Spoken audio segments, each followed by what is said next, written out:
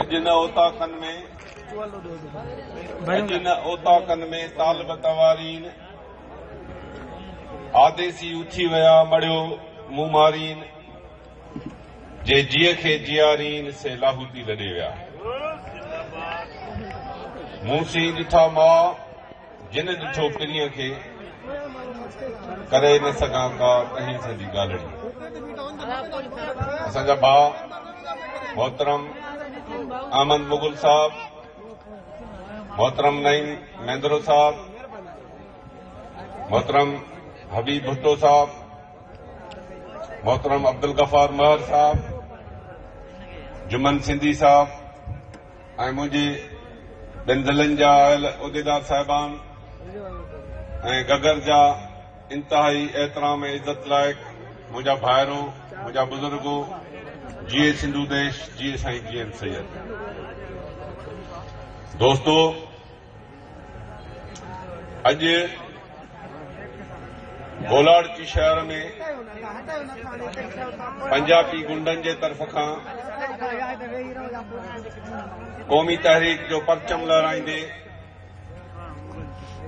माजिद मेमन खे शहीद कयो वियो आहे ऐं उन शहीद खे ख़ैरात ॾियण जे लाइ तव्हां सभिनी दोस्तनि खे अपील कंदुसि त 1 मिंट उथी भी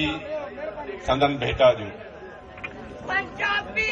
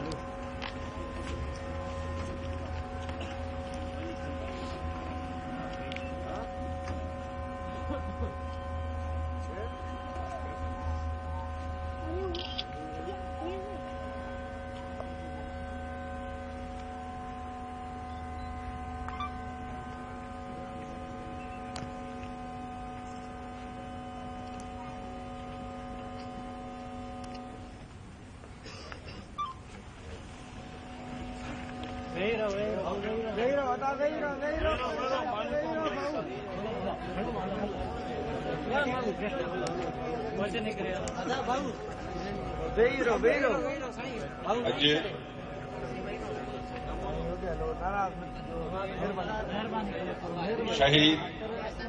सरबंद सिंधी जी 14वीं वरसी आहे ऐं ही सदन क़ौमी तहरीक जा कारकुन हिन धरती जा वारस सदन क़ौमी सलाम पेश करण जे लाइ हिन गगर फाटक की धरती ते उन जी याद में अॼु संदसि वरसी मल्हाए रहिया आहियूं।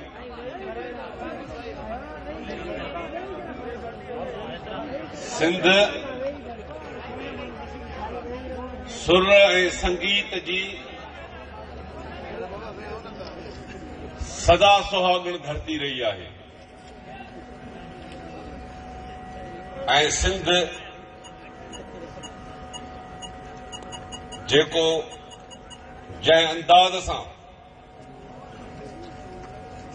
पंहिंजे क़ौमी रागनि जी इज़त ऐं एहतराम कयो आहे ऐं सम्झां थो तारीख़ में जेकॾहिं ॾिसंदासीं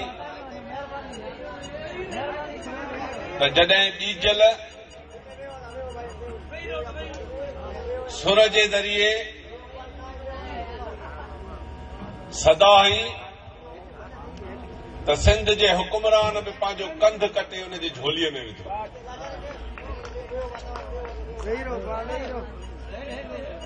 त सरमंद बि सिंध जो उहो क़ौमी कलाकार हुयो जंहिं पंहिंजे सुरीले ऐं दर्दीले आवाज़ सां सिंध जे माण्हुनि जूं दिलियूं खटी वरितियूं ऐं सिंध जे माण्हुनि जूं दिलियूं झरकाए छॾियूं। भाईजान थोरो हट। सरमंद साईं जी जेका शुरूआत थी जंहिं असांजे GSN जे क़ौमी फंक्शननि में सिंध जे क़ौमी गीतनि सां थी। हुन जे सीने में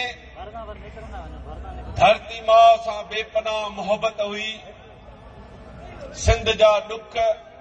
सिंध जा दर्द, सिंध जा सूर हू पंहिंजा सूर सम्झंदो ऐं जंहिं अंदाज़ सां हू बयान कंदो हो त सिंध जे माण्हुनि में ॼण हिकिड़ी क़ौमी गैरत, आज़ादी जो जज़्बो ऐं वतन जी मोहबत निमाया तौर ते नज़र ईंदी। ऐं हिन थोरे ई अरसे में सिंधी माण्हुनि जूं दिलियूं खटी वरितियूं जो संदसि शहादत जो जॾहिं ख़बर सिंध जे माण्हुनि में पई त ॼण सिंधियुनि जे दिलनि में ॼण बाहि भड़की पई। अॼु हुन जा गीत, हुन जूं क़ौमी कचहरियूं अॼु बि असांखे यादि आहिनि। मां नथो सम्झां त साईं GM सैद जी सालगिरह हुजे या क़ौमी असांजो को फंक्शन हूंदो हो, भली हुन जा ॿिए हंधि प्रोग्राम ॾिनल बि हूंदा हुआ त उहे कैंसिल करे बि क़ौमी काज में शरीक थियण पंहिंजो क़ौमी हू फर्ज़ सम्झंदो हो। ऐं असां सां बि हुन जी मोहबत हुई। असां जॾहिं बि जेलनि में हूंदा हुआसीं असां जूं मुलाक़ातूं करण ईंदो हो ऐं मूंखे यादि आहे त उहे जेल जूं माड़ियूं बि सरमंद जे गीतनि सां गूंजदियूं हुयूं ऐं दीवारूं लुॾंदे नज़र ईंदियूं असांखे।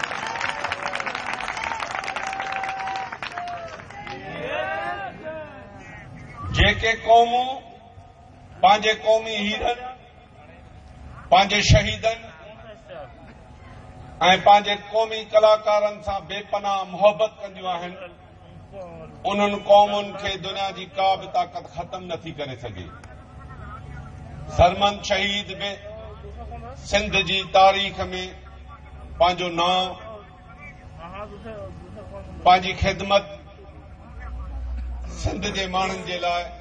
वक़फ़ कई ऐं अॼु हू असांजे विचनि में नाहे। पर आउं सम्झां थो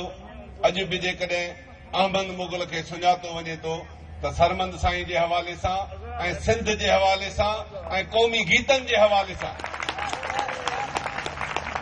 ऐं सिंध जे अंदरि जेका सिंध जी सूरत-हाल आहे उहा त एतिरी ॾुखोईंदड़ आहे त अॼु जे हिन ग़ुलामी वारे दौर में सिंध जे क़ौमी फनकारनि में, सिंध जे शाइरनि, सिंध जे दानिशवरनि, अदीबनि जे मथां अॼु ख़सूसी तौर ते तमामु वॾो फ़र्ज़ आयद थो थिए। जॾहिं सिंध ग़ुलाम हुजे, सिंध जा वसीला क़ैद हुजनि, सिंध जा दरियाह क़ैद हुजनि, सिंध जा समुंड क़ैद हुजनि, सिंध जे तेल ऐं गैस ते धाड़ा हुजनि, सिंध जे अंदरि धारियनि माण्हुनि खे आबाद करे हिन धरती जे हक़ीक़ी वारसनि खे अक़िलत में तब्दील कयो वञे, सिंध जा सभु पैदावारी ज़रिया पाकिस्तान ऐं इस्लाम जे नाले में पंजाब वटि क़ैद हुजनि, उन वक़्तु सिंध जे शाइर ते, सिंध जे फनकार ते, सिंध जे दानिशवर ते, सिंध जे कलमकार ते, सिंध जे शागिर्द ते, सिंध जे हारी ते, सिंधी क़ौम जे मथां इहो क़ौमी फ़र्ज़ थो आयद थिए त पंहिंजे ईंदड़ नसलनि जे वजूद खे, पंहिंजे बचनि जे मुस्तक़बिल खे बचाइण जे लाइ पंहिंजे धरती जी मालकी करणी पवंदी, पंहिंजी सिंध जी वारसी करणी पवंदी।